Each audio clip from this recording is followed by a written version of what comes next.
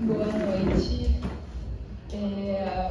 Quando eu fui convidada para compartilhar uma palavra hoje, e eu não sabia o que falar, e eu perguntei a Deus o que ia falar, mas fiquei em oração só. E aí, uns dias depois, eu saí com umas amigas para conversar, tomar um café, e a gente ficou conversando sobre várias coisas, né? Porque a mulher fala 20 mil palavras em uma hora. Mas a gente teve um assunto que ficou no meu coração, que a gente falou, assim, nessa conversa com essas minhas amigas cristãs. E aquilo ficou no meu coração, e no dia seguinte, eu orando, ali no meu tempo com Deus me deu uma palavra, na verdade já era a continuação da palavra que da minha devocional ali diária com Deus. E ali só confirmou realmente tudo que estava no meu coração, porque Deus, ele faz isso. Ele revela pra gente, ele confirma essa revelação. E aí eu fiquei com essa palavra no meu coração, compartilhei com essa minha amiga também, e fiquei meio assim, é sobre isso, mas não sei, não sou pastora, não sei se isso dá uma pregação completa, se eu vou falar aqui 20, 30 minutos, que glória a Deus. Mas pensando nisso, ontem a gente lá na igreja, eu e o Pedro, a nossa igreja fez o culto da virada ontem. Hoje não teria possibilidade de fazer o culto, então foi ontem. E aí, o pastor, ele me mandou um WhatsApp no dia anterior, pedindo: Alexia, me manda 2 frases que tem na sua mente quando você responde essa pergunta. E a pergunta era: por que você serve a Deus? E essa pergunta era exatamente a base dessa mensagem que eu vou falar hoje. Eu falei: cara, mas Deus não confirma uma vez, Ele confirma 2, Ele confirma quantas vezes for necessário. E aí ele passou essas frases, foi bem bacana que ele não só perguntou para mim, ele perguntou para diversas pessoas lá da igreja, né, membros da igreja, voluntários, líderes, e ele passou no telão. Ele falou assim: aqui, eu não vou passar uma passagem de grandes apóstolos, pais da igreja, mas são homens e mulheres que disseram sim para servir a Jesus. E por que eles fizeram isso? E ele passou no telão as frases, né, de todo mundo. E as minhas, eu mandei 2 para ele, eu vou ler aqui, que eu falei assim: servir a Deus é uma expressão do nosso amor por Ele. Quando servimos a Deus com os nossos dons, com toda a nossa força, nosso coração, nosso entendimento, através da igreja local, na nossa casa, no nosso trabalho, na rua, a gente glorifica Ele. Ter um coração disponível para servir é a essência do que Jesus nos ensinou e convidou a viver. Servir a Deus através da igreja local é uma honra. Jesus, ele não nos chama só para a gente poder participar da mesa e ser testemunha do poder da salvação de Cristo na vida de diversas pessoas que vão aceitar Jesus, mas ele convida a gente para preparar a mesa e servir. E isso é honroso. Foi isso que estava no meu coração, essas 2 frases que eu respondi a ele. E o tema dessa mensagem é devoção. Hoje, né, nesse momento que a gente está vivendo, da história da igreja, então tem diversas épocas, eras, que Deus está fazendo uma obra através da igreja. E hoje a gente está vivendo uma era do que Deus está fazendo na história da igreja. E hoje a gente vê, essa conversa que eu estava tendo com essas minhas amigas era exatamente sobre isso. A gente vê grandes pastores, líderes, homens e mulheres com ministério incrível, assim, que a gente olha, a gente, né, honra esse ministério. Nossa, que bênção que Deus está fazendo através desses homens e mulheres.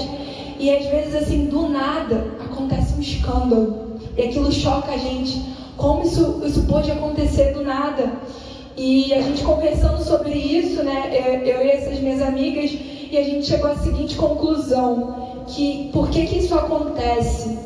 Porque Deus, Ele em toda a história, na Bíblia e na história da igreja, em todas as épocas, Ele não escolhe quem Ele vai dar os dons, as promessas que Ele vai fazer com aquela pessoa, pela fidelidade e pela a perfeição, pelo que ela vai fazer. Porque Ele sabe o nosso coração. Ele sabe que hoje a gente vive na Terra, ainda não vivemos na eternidade com Ele, então vivemos num corpo que tem a influência do pecado, que tem a tentação constantemente de vivermos uma vida sem devoção a Deus, uma vida pela nossa própria força, pelo nosso próprio entendimento. E às vezes muitos homens e mulheres, eu e você, a gente fica diante de situações que é muito mais fácil a gente pensar pela nossa própria opinião e falar, e a opinião é tão boa que a gente fala assim, Deus deve estar pensando a mesma coisa, porque a opinião é boa, não é de mal, assim, essa decisão que eu posso tomar, eu posso fazer isso, ela tem uma base bíblica ali um pouco, e isso parece ser de Deus, e aí as outras pessoas também olham e falam, cara, a Alexia, o fulano fez tal coisa, tomou tais decisões que parece ser de Deus mesmo. Olha para o ministério, nossa, parece que Deus está fazendo mesmo grandes coisas. E ali ao longo do tempo é fácil, até conversando com essas minhas amigas sobre igreja também, é fácil da gente moldar, da gente arquitetar uma vida, um estilo de vida que parece ser de Deus. E isso acontece muito. E quando passa o tempo, Deus ele vem com a luz e a verdade aparece, e tudo aquilo que era mentira, né? Toda aquela a arquitetura, tudo aquilo que a gente planejou e viveu, ela é exposto e a gente cai numa ruína.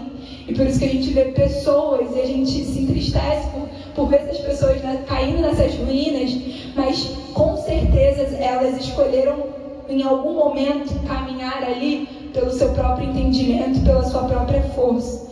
E aquilo ali foi distanciando elas da devoção de Deus. E esse é o ponto que eu queria começar. A devoção a Deus, ela envolve submissão e serviço.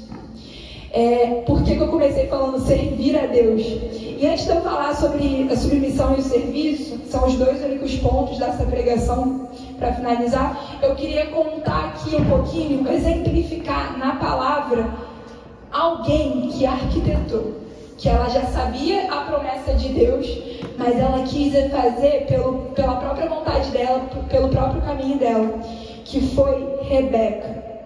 Rebeca, ela tinha, se vocês quiserem acompanhar essa leitura dessa parte que eu vou falar, fica em Gênesis 27. Gênesis 27, versículo 13. O versículo a partir aqui do 5. 27, 5. Isaac, ele estava ali falando com Esaú, porque ele já era muito velho e ele precisava abençoar Esaú, que era o primogênito dele. Então ele fala ali para Esaú preparar um prato para ele, preparar aquele momento que ele ia abençoar a vida de Esaú e passar essa bênção de Deus, essa promessa de Deus, que eu depois vou explicar voltando um pouquinho antes na história, sobre essa promessa de Deus na vida dos dois filhos deles, né? Que é Esaú e Jacó. Mas como Esaú era o primogênito, a bênção era para ele. E ao mesmo tempo que Esaú estava falando que Isaac estava falando com Esaú, Rebeca estava ouvindo tudo. E aí a Rebeca chegou, aqui fala o 5. Ora, Rebeca ouvia enquanto Isaac falava com seu filho Esaú. Assim que Esaú saiu para o campo para caçar, para fazer, né, o prato ali para o seu pai, a Rebeca chegou para Jacó, orientou seu filho e falou: ouvi teu pai pedir a teu irmão Esaú, traze-me uma caça e faze-me um prato saboroso. Eu comerei e te abençoarei diante de Yahvé antes de morrer. Agora, pois, ouve-me, Jacó, faz como eu te ordeno. Vai ao rebanho, traze-me de lá 2 cabritos, prepararei para teu pai um bom prato como ele gosta. Tu o apresentarás a teu pai e ele comerá, a fim de que te abençoe antes de morrer. Entretanto, Jacó ponderou a sua mãe Rebeca. Vê, meu irmão Esaú é peludo e eu nem tenho pelo, minha pele é muito lisa. E se meu pai me apalpar, poderá então entender que estou tentando enganá-lo e fazê-lo de tolo, e em vez de bênção atrairei sobre mim maldição. E aí Rebeca afirma: que tal maldição recaia sobre mim, meu filho. Tão somente faz o que eu peço, vai lá, traz os animais para mim. E então ele foi lá buscar, trouxe, preparou lá o prato, exatamente como o pai dele gostava. E Rebeca pegou ali as melhores roupas de Esaú, seu filho mais velho, né? E preparou, arquitetou todo aquele momento. E ali, ao longo da história, eu não vou ler tudo porque é muito grande, mas eu queria só se atentar à maneira como Rebeca falou com Jacó. Ela já planejou tudo aquilo. E e foi tão pesado que ela virou assim: se Deus te amaldiçoar, que a maldição recai sobre mim. Ela arquitetou no ponto de não, se for amaldiçoado vai ser para mim. E lá atrás, por que Rebeca fez isso? Lá atrás, pode deixar aqui. No capítulo 25, o Senhor, antes, quando ela estava no ventre dela, os dois gêmeos, né? O Senhor revelou a ela, no capítulo 23, no capítulo 25, versículo 23. O Senhor revelou: 2 nações estão representadas no teu ventre. Já desde as tuas entranhas 2 povos buscam a separação e viverão como inimigos. Um povo será mais forte que o outro e o mais velho servirá ao mais moço. Quando chegou o tempo de dar à luz, eis que ela trazia gêmeos. Aí conta ali a história como Jacó, né, ali nasceu com Esaú e narra ali. Mas o ponto que eu queria falar é que Deus já tinha revelado a promessa para ela e Isaac. Então ela já sabia o que iria acontecer, mas mesmo assim, por ela ter uma proximidade com Jacó, ela amava tanto Jacó e ela queria tanto que Jacó vivesse essa promessa. E além do mais, diz aqui também na palavra, né, nesse mesmo texto aqui, que ela estava ociosa e preocupada porque Esaú ele já estava vivendo com as mulheres. Quando ele fez 40 anos, ele já tomou como esposa mulheres hititas. E ela e Isaac não gostavam das mulheres hititas. E por isso ela até fala que tornaram-se grande amargura para Isaac e Rebeca, essas jovens com Esaú. Então a Bíblia fala que ela estava com um tempo tão ansioso e tão preocupado em Jacó tomar essas mulheres hititas também em casamento, que ela arquitetou tudo isso para que acontecesse da maneira que ela queria, no tempo que ela queria. E às vezes, trazendo um pouco para o nosso contexto, a gente sabe da promessa de Deus, a gente já entende ali a promessa de Deus, mas mesmo assim, a gente, como eu falei, às vezes sutilmente, a nossa opinião, eu fiquei até pensando assim, meditando, e se Rebeca não tivesse feito isso? Como é que seria o plano de Deus no momento certo de Deus de tudo acontecer? Será que talvez Jacó não enganaria o pai? Eu não sei como Deus faria, mas eu sei que Deus já tinha dado essa promessa. Então iria acontecer essa promessa. Deus ele ia fazer. Então foi no tempo ali que Rebeca fez como ela fez e trouxe consequências. A gente vai vendo na história de Gênesis, quando Jacó foge do seu irmão porque trouxe essa briga com seu irmão.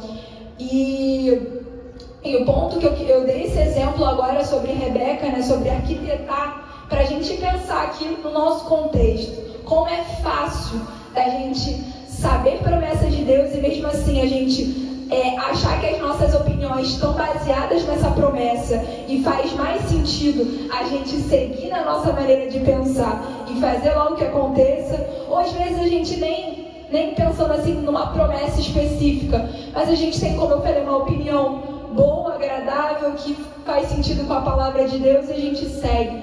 Mas Deus ele chama a gente, e por que eu estou falando tudo isso nesse tempo, nessa geração que a gente está vivendo agora? nesse próximo ano de 2024, que a gente precisa ter uma vida de devoção. Porque o que eu entendo na minha caminhada com Jesus até hoje é que ninguém vai continuar até o fim com Jesus quando Ele voltar sem devoção, submissão e servir a Deus. Não adianta. Nós não conseguimos viver espiritualmente pela força do nosso braço. Não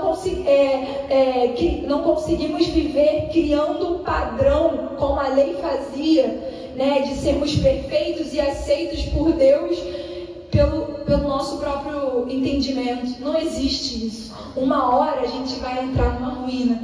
Uma hora a gente vai ser totalmente testado e não vai perseverar até o final. Então Deus nos chama para ter uma vida de devoção que envolve submissão e servir. E um outro exemplo de servir que eu queria falar é sobre quando Jesus ali, aquela passagem de Marcos com os discípulos, e eles ali, Senhor, quem é o maior, quem vai ficar aqui, quem é o primeiro?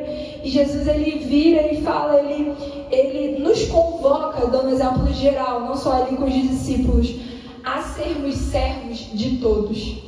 O servir, por que eu falei servir a Deus, né, na minha opinião, ali nas frases que eu coloquei, o servir a Deus é servir a todos. E o servir a todos, a gente não escolhe quem a gente vai servir.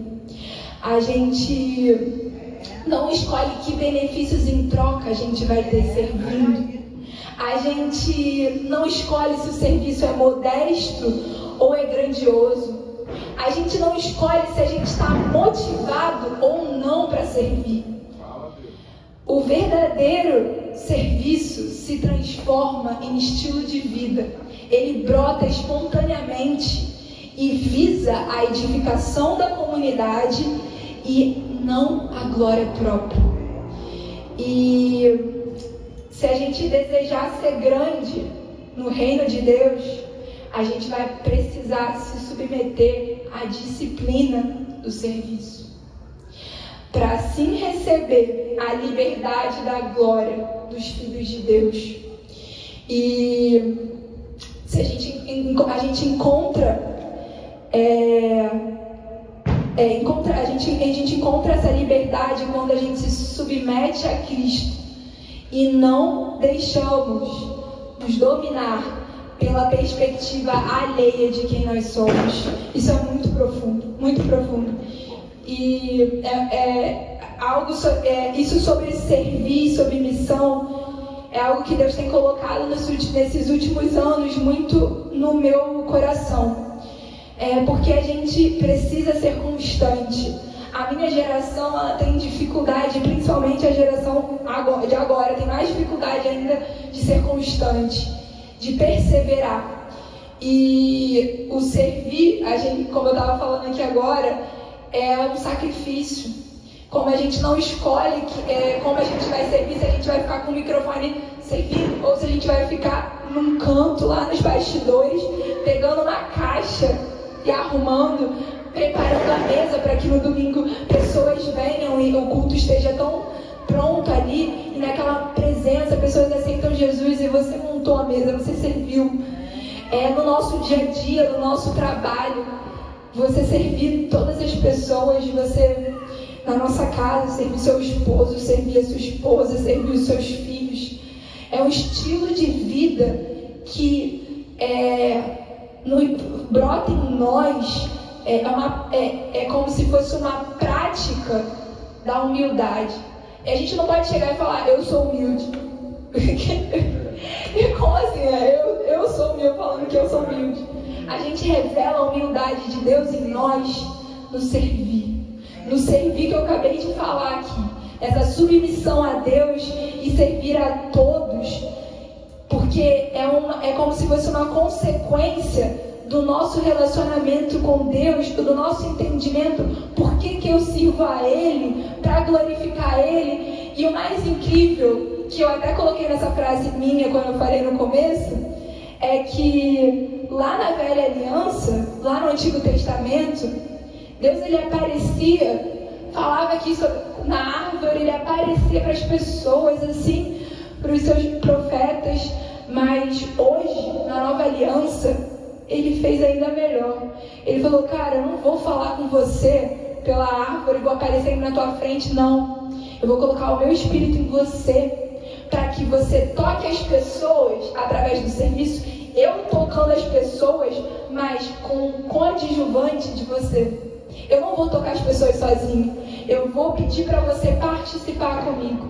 E é isso que Deus faz com os nossos dons, com o ministério que Ele coloca nas nossas mãos, que Ele nos convida para servir pessoas, tocar as pessoas. E nesse servir, Ele vai e faz só o que Ele pode fazer, que é tocar corações, trazer salvação, trazer poder, trazer cura, trazer entendimento, revelação, trazer liberdade.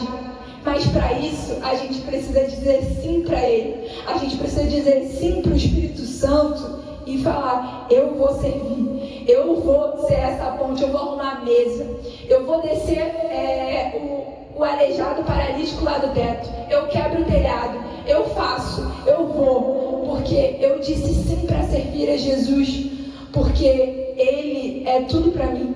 Ele é o meu servir a Ele é a expressão do meu amor por Ele. Não tem como eu expressar o meu amor por Ele de outra forma. Eu preciso servi-lo.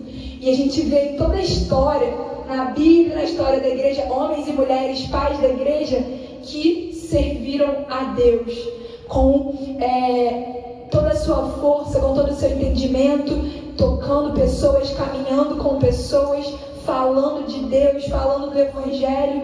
Eles não pararam. E eu estava até conversando também com Pedro, né? Eu estava lendo um livro sobre... no final estava falando sobre Martinho Lutero. E ele vivia numa época que a igreja ali estavam, como ele fez, né? Ele era monge, então ele fez ali um estudo, era professor de teologia, então eles estavam numa época que a filosofia e o estudo, comentários de grandes mestres e professores da palavra eram muito mais relevantes do que a própria palavra. E aquilo ali não entrava nele, e ele tinha coisas da escritura, ele achava que Deus era um Deus justo, ele não conseguia entender a justiça de Deus sem ser uma justiça de ira, uma justiça de punir quem é pecador. Ele não conseguia entender a graça, ele não conseguia entender isso que eu estou falando, que Deus deu o Espírito dele para habitar dentro de nós e que a gente coopere com Ele no tocar, no operar dele em corações. Ele não entendia isso. E aí ele começou a se alimentar ali incessantemente, dia e de noite, a carta de Romanos do apóstolo Paulo, que fala sobre a justiça de Deus, como o justo viverá pela fé. E ele começou a ler e não entendia aquilo de novo, e ele ficava dia e noite lendo, dia e noite lendo. E eu falei com o Pedro, o que acontece quando você fica dia e noite, todos os dias lendo a Bíblia de Deus? Deus se revela. E Deus faz só o que Ele pode fazer, tirar tudo aquilo que ele não estava conseguindo enxergar das Escrituras e trazer à luz a revelação da graça. E ele ficou maravilhado. Ele, Senhor, é isso. A gente está perdendo tanto tempo falando de comentários de grandes homens e mulheres, e a gente tá colocando como secundário a Bíblia, a palavra que a gente tem aqui. E quando a gente se relaciona com a sua palavra, a gente medita nela, o Senhor se revela, o Senhor nos ensina como a gente vai ser submisso a Ti. Essa devoção que eu estou falando é a presença de Deus, a gente buscar ali na palavra de Deus, se alimentar constantemente dela, entender a revelação que Deus vai nos encher. E quando a gente servir num estilo de vida, como eu estou falando de servir, o Senhor ele vai nos guiar ao ponto de a minha opinião não está fazendo, ela pode ser boa, mas não está fazendo sentido, porque a opinião de Deus, o Espírito Santo está me guiando aqui de uma outra forma, e é essa opinião e é essa vontade que eu vou seguir, que eu vou fazer, e não a minha própria opinião.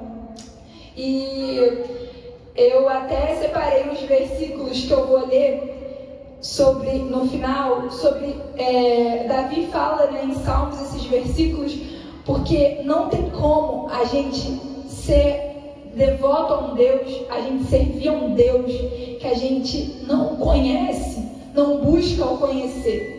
Então, uma vida de devoção, uma vida de relacionamento com Deus, e a gente vai conhecendo esse Deus, e quão grandioso Ele é, e como Ele é a nossa força, como Ele é o nosso escudo, e nesse entender, nessa presença de Deus conosco, através do Espírito Santo em nós, a gente vai viver em submissão a Ele e em servir. Mas nós somos chamados para servir.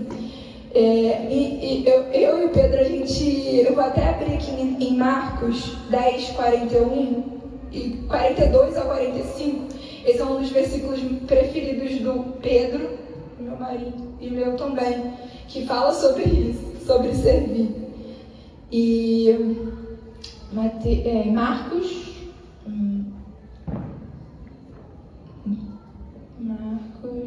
10.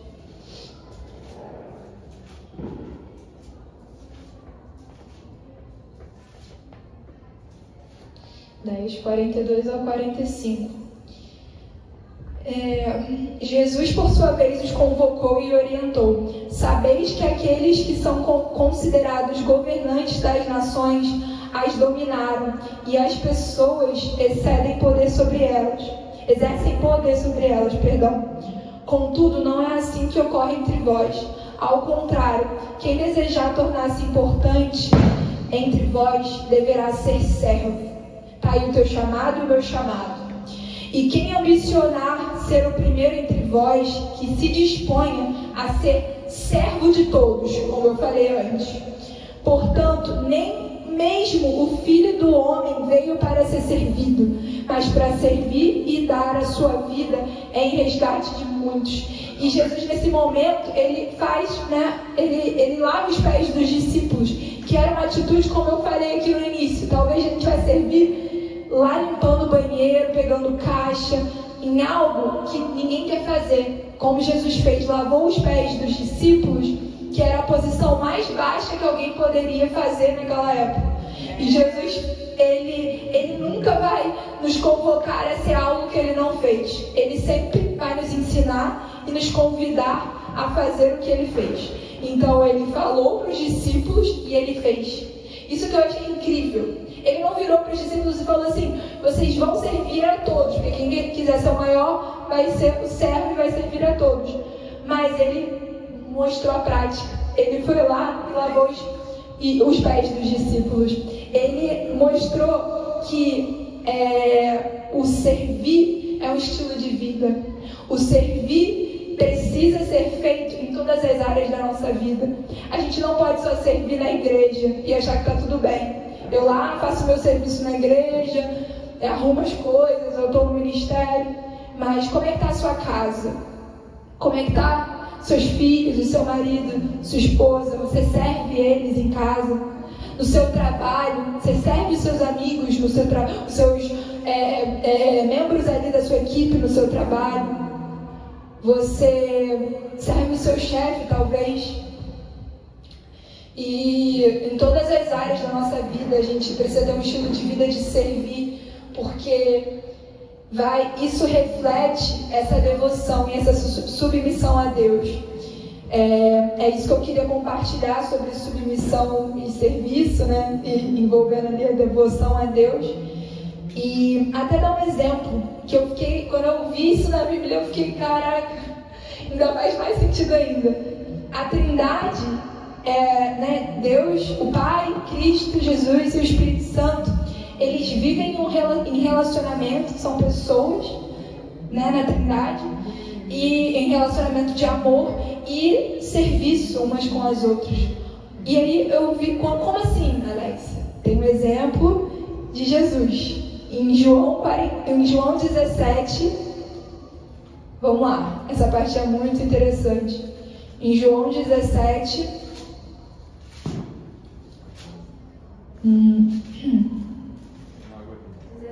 4 e 5. Jesus vira para Deus, ele clama o Pai ali na sua hora, e ele fala: eu te glorifiquei na terra, finalizando a obra que me entregaste para realizar. E agora, Pai, glorifica-me junto a ti, com a glória que eu tinha contigo antes que o mundo existisse. Jesus, ele falou, finalizando a obra que me entregaste para realizar. Ou seja, eu estou te servindo, Pai. Eu vim para esse mundo não só para salvar o pecador, não só para trazer luz nas trevas, mas para servir, fazer a tua vontade, servir ao Senhor. Jesus falou isso no final. E a humildade, esse é um ponto também. A humildade, ela começa com um senso de submissão a Deus em Cristo. E eu até anotei essa frase aqui, que eu achei... Essa frase não. Anotei mais dois versículos aqui que me chamaram a atenção sobre isso. Que diz, Mateus 10, 24, o discípulo, ele não está acima do seu mestre, nem o seu servo acima do seu Senhor. Por que Jesus serve a Deus ali, né? Ele fala sobre isso. Eu realizei a obra que me entregaste. Porque ele reconhece a sua submissão a Deus também. Que a gente vê em Cristo, que a gente é discípulo, mas a gente não está acima do mestre. O servo não está, a gente serve a Deus, não estamos acima de Deus. Nós servimos a Ele. A nossa vida precisa ser uma vida que serve a Deus, porque Ele é o nosso Senhor. E o segundo é 1 Pedro 5:6. Humilhai-vos, portanto, sobre a poderosa mão de Deus. O Senhor nos chama para que a gente se humilhe sobre a poderosa mão de Deus, que a gente viva essa submissão a Deus. E cada vez que a gente crucifica a nossa carne pelo serviço, sabe o que acontece? A gente crucifica junto o nosso orgulho e a nossa arrogância. Então, servir, ele gera isso em nós. Quando a gente serve, a gente está crucificando a nossa carne com o nosso orgulho e a nossa arrogância. Porque é isso que nos impede. São essas tentações no nosso coração pecaminoso que nos impede de viver a submissão a Deus. A minha vontade, o meu orgulho. Porque se eu lavar o pé daqueles discípulos, ou se eu falar tal coisa para o meu chefe, talvez, no meu trabalho, eu vou ter que me submeter, eu vou ter que... Mas o meu orgulho, a minha arrogância, ela me impede de ser submisso a Deus. E a gente pode ter certeza, vendo pessoas e até conosco mesmo, às vezes em situações que a gente pode fraquejar, porque a gente não está servindo, a gente não está crucificando a nossa carne no servir, e isso está deixando a gente olhar mais pra gente. E quando a gente olha mais pra gente, porque a gente o servir sempre se trata do outro. Eu não consigo servir a mim mesmo de acordo com a palavra de Deus. O nosso chamado é servir o próximo. E quando eu sirvo mais a mim do que o próximo, quando eu olho mais para mim, eu vou me distanciando de Deus. Eu vou me distanciando do amor dele e do que ele tem para mim. E eu começo a dar lugar a esses pecados, a arrogância, o orgulho. Fulano não merece o meu serviço. Como eu falei, eu vou escolher quem eu vou servir. Eu vou escolher se eu vou ter benefício em troca. Se eu servir ali, será que eu vou ter uma oportunidade, talvez? E na palavra de Deus, o que Jesus nos ensina não é isso. Não é ter esse pensamento. A humildade, ter um coração humilde, é realmente reconhecer que nós somos pobres de espírito. Quando a gente vê na palavra de Deus que diz, bem-aventurados os pobres de espírito, porque o pobre de espírito, ser pobre de espírito, significa ser dependente de Deus. eu não consigo viver dependendo de mim mesmo. Eu não consigo viver dependendo do meu próprio braço, dependendo da minha opinião, dependendo de quão bom eu sou no meu trabalho, na minha área profissional, de quão bem eu falo com as pessoas e que eu sou simpática e acolhedora. Isso de nada adianta, porque nós dependemos de Deus. Então, bem-aventurados os pobres de espírito, porque os pobres de espírito reconhecem que eles dependem de Deus, do seu Criador. E a minha oração para encerrar, que eu falei também sobre Salmos, os versículos que eu separei, Davi falava assim: eu te amo, ó Senhor, força minha. O Senhor é a minha rocha, a minha fortaleza, o meu libertador, o meu Deus, o meu rochedo em que me refugio, a força da minha salvação, o meu alto refúgio. Invoco o Senhor, digno de ser louvado. Eu sirvo a esse Deus. Para quem é fiel, te mostra fiel. Com o íntegro também é íntegro. Com o puro, te mostras puro. Com o perverso é inflexível. Porque tu salvas o povo humilde, mas os olhos soberbos tu os abates. O orgulho e a soberba, como eu falei aqui, te afasta de Deus. Porque fazes resplandecer a minha lâmpada. Ó Senhor meu Deus, essa é a minha oração. Derrame luz nas minhas trevas, pois contigo posso atacar exércitos. Com o meu Deus salto muralhas. O caminho de Deus, eu sirvo a Deus porque o caminho de Deus é perfeito. A palavra do Senhor é confiável. Ele é escudo para todos os que nele refugiam-se. Pois quem é Deus além do Senhor? Quem é o rochedo a não ser o nosso Deus? O Deus que me revestiu de força e aperfeiçoou o meu caminho. Ele me deu os meus pés a ligeireza das corças e me firmou nas minhas alturas. Ele treinou as minhas mãos para o combate, tanto que os meus braços vergaram um arco de bronze. Também me deste o escudo da tua salvação. A tua mão direita me susteve e a tua clemência me engrandeceu. Senhor, abre os meus olhos para que vejamos a visão soberana da alegria plena da tua presença, o eterno prazer da tua direita. Concede a Deus que nesse ano, Senhor, vivamos o legado da alegria soberana, vivamos uma vida de devoção ao Senhor, porque entendemos, Senhor, que é muito mais importante para nós um dia na tua presença do que milhares de outros anos em qualquer lugar. Meu Senhor, eu declaro, tu és o meu Senhor, não há outro bem além de ti. Tu me fizeste conhecer o caminho da vida, a plena felicidade da tua presença e o eterno prazer de estar na tua destra. Obrigada, Senhor.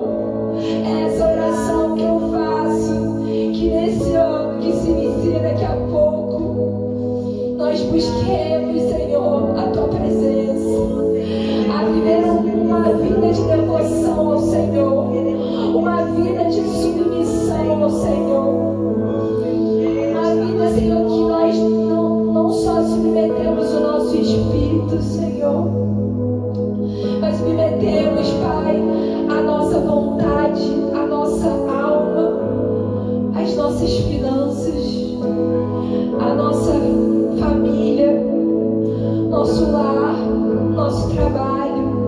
Nós submetemos tudo ao Senhor. Amém. Que a gente possa ter essa visão, Senhor, clara da tua presença, Senhor, da tua Deus, porque em momentos difíceis, como nós vemos muitas pessoas, muitos homens de Deus e até os apóstolos passando momentos difíceis com uma alegria soberana e sobrenatural, porque essa alegria da tua destra, esse deleite, são para aqueles que buscam a tua presença de dia e de noite, são para aqueles que submetem a sua vida tudo ao Senhor, aqueles que não só submetem por falar, mas aqueles que vivem. Senhor, eu oro pela minha geração, eu oro pela igreja hoje, o que o Senhor está fazendo nessa era, o que o Senhor está fazendo através da igreja hoje. O Senhor tem um plano para essa geração e que a gente possa permanecer, Senhor, com a devoção ao Senhor, Pai, com o coração, Senhor, submisso ao Senhor, que a gente possa servir ao Senhor constantemente, Pai. Ensina-nos, Pai. Oh Deus, ensina-nos, Pai, que uma vida, Senhor, sem holofotes, sem aparência, é o que o Senhor deseja. Uma vida, Senhor, que crucifica o nosso orgulho, a nossa arrogância, é o que o Senhor nos convida a viver. Que isso significa carregar a nossa cruz todos os dias da nossa vida. Oh Deus, que não escolhemos, Pai, como vamos servir, quem vamos servir, as motivações, Pai. Oh Deus, mas somos submissos a Deus, Pai. Isso nos encoraja a servir, Deus. Trabalha no nosso coração, Pai, porque eu entendo, Senhor, que essa dificuldade que nós vivemos hoje, de achar que nós somos perfeitos, porque nós temos Deus. Ah, porque eu conheço o Senhor e eu sou melhor do que o fulano que não conhece. Mas nunca se tratou disso, porque não adianta o que a gente faça. Não adianta o que a gente faça. Não é perfeito, não somos perfeitos ainda. Não adianta o que a gente faça aqui na terra. Não vai nos tornar dignos, perfeitos diante de Ti. Somente em Jesus. Somente em Jesus. Somente Jesus, o amor de Jesus em nós, nos constrangendo, nos humilhando diante de Deus e reconhecendo que somos pobres de espírito e que precisamos amar uns aos outros, sem importar como você pensa, como você veste, como você anda, como você está hoje. Nós precisamos servir uns aos outros, servir a todos. Essa é a essência de Jesus. Jesus nos ensinou isso e, Senhor, perdoa-nos, porque hoje vemos muitas pessoas se esquecendo e não vivendo o que o Senhor ensinou. Pessoas buscando os holofotes, às vezes nós mesmos buscando a aparência, me preocupando que o outro vai pensar de mim, mais do que eu sei o que Deus pensa de mim, e isso é o suficiente. O que Deus pensa de mim é o suficiente. Eu não preciso me vangloriar ou me mostrar para ninguém para comprovar quem eu sou em Deus. E muitas pessoas estão vivendo nessa enganação do que quando elas precisam fazer e viver para serem vistas por outros como Deus é de ver. E o que mais importa é o que você vê de nós, Pai. O Senhor nos ajuda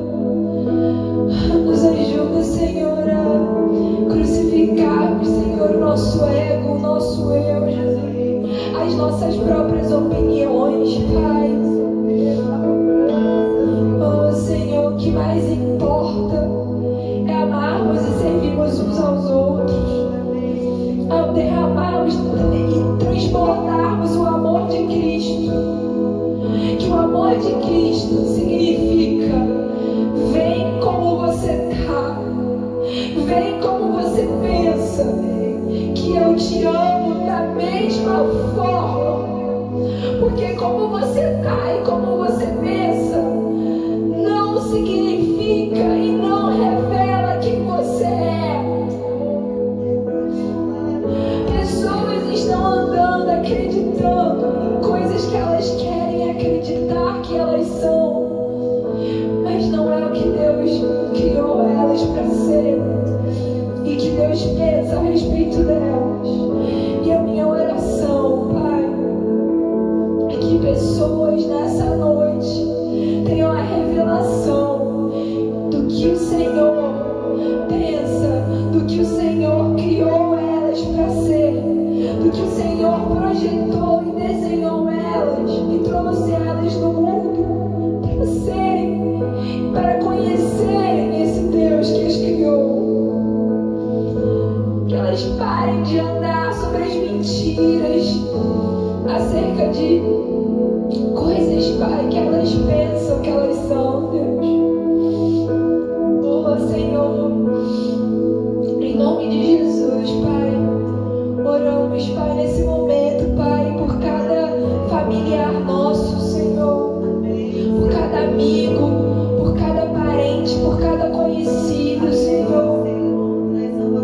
Oh, Deus, que precisa, Senhor, ainda de um conhecimento do Teu amor, uma revelação do Teu amor, Senhor. Aqueles que ainda não conhecem, estão vivendo, Senhor, como eu acabei de falar, pelo seu próprio entendimento, Senhor. Mas nessa noite, Senhor, nós oramos por cada um e nós declaramos salvação. Nós declaramos, Senhor, derramar do Teu amor, Senhor. E como eu falei, Senhor, o Senhor usa pessoas para tocar. E quando há essa oportunidade com pessoas, que o Senhor toca todas as escamas dos seus olhos que se caem, e essas pessoas enxergam e compreendem o Teu verdadeiro amor por elas. Senhor, profeticamente eu digo isso, Senhor, que haja o inundar do Teu amor sobre corações nessa noite, aonde elas estiverem, Pai, que elas sejam inundadas pelo Teu amor, Pai, que a mente delas, Senhor, seja cheia do Teu amor e que venha cair, Senhor, toda prisão, Senhor, que elas sejam livres, Pai, que elas sejam curadas, que elas sejam saradas, que elas sejam livres no Senhor, porque Jesus veio ao mundo para trazer luz sobre as trevas. O Senhor veio e a Tua palavra diz que Jesus veio para trazer, para vencer as trevas com a luz. Porque o Senhor é a luz que ilumina, Senhor. Traz a visão, Senhor, com a Tua luz. Traz, Senhor, resplandecer da Tua luz sobre os corações dessa noite. A visão clara e todo medo, todas as trevas se dissipando, toda vergonha caindo, saindo pelo poder de Jesus através da luz que Ele é. Em nome de Jesus, nossa oração em nome de Jesus, Pai. Estão, Senhor, com certeza várias outras igrejas também nesse momento orando, Senhor, a Ti por mais um ano, Senhor, por mais um ano, Pai, que o Senhor tem um plano, que o Senhor está fazendo, Pai, e a minha oração é que a gente tenha a revelação como corpo de Cristo, como noiva do que o Senhor está fazendo. Aqueles que ainda dormem, Senhor, que nesse virar romper de ano sejam despertos, olhos, ouvidos, os corações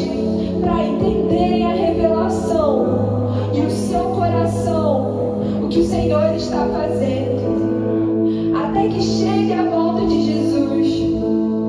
Que a gente caminhe aqui, Senhor, agora na direção certa, porque o Senhor está revelando o caminho e a direção. Porque quem não tem esse entendimento anda por vários outros caminhos. Que a gente, como igreja, Senhor, como corpo de Cristo, sejamos um só, entendendo a revelação da vontade, do propósito, da obra de Deus agora no mundo, aqui, fazendo, Senhor, porque o Senhor não para, o Senhor está fazendo, o Senhor está derramando o seu poder, o Senhor está derramando da tua visão, profecias, sinais, o Senhor está derramando, o Senhor está mostrando, o Senhor está mostrando que a gente veja. Eu profetizo uma visão aberta, uma visão aberta da tua revelação, Senhor, em nome de Jesus. Uma visão aberta, uma igreja unida, um corpo, uma noiva unida, que não tem medo de viver o sobrenatural, que não tem medo de clamar e pedir que os mesmos milagres, que os mesmos sinais e maravilhas que aconteciam no Novo Testamento continuem acontecendo hoje. Paralíticos sendo curados, enfermos sendo curados, demoniados sendo libertos. Que a gente continue, Senhor, buscando no Senhor, não tendo medo de andar como os apóstolos que falavam: eu não tenho prata, eu não tenho ouro, mas tudo que eu tenho te dou. Levanta, anda, abre seus olhos que você vai ver. Seja livre e todos os cativeiros agora. Senhor, que a gente não tenha medo, mas nos encoraja, Senhor, com teu Espírito Santo. Senhor, nos encoraja agora com uma ousadia espiritual, Pai. Nos encoraja agora, Senhor, com uma fé ativa, com uma fé, Senhor, que vai adiante, que vê e que pratica, que não tem medo de dizer levanta e anda, que não tem medo, mas que crê com toda a sua força. Porque nós vivemos, Deus, pelo que nós cremos. Nós não vivemos porque a gente vê. A gente não vive, Senhor, pelo que é passageiro, pelo que é transitório. Mas a gente vive pelo que é eterno, o que vai durar para sempre. O que vai durar para sempre.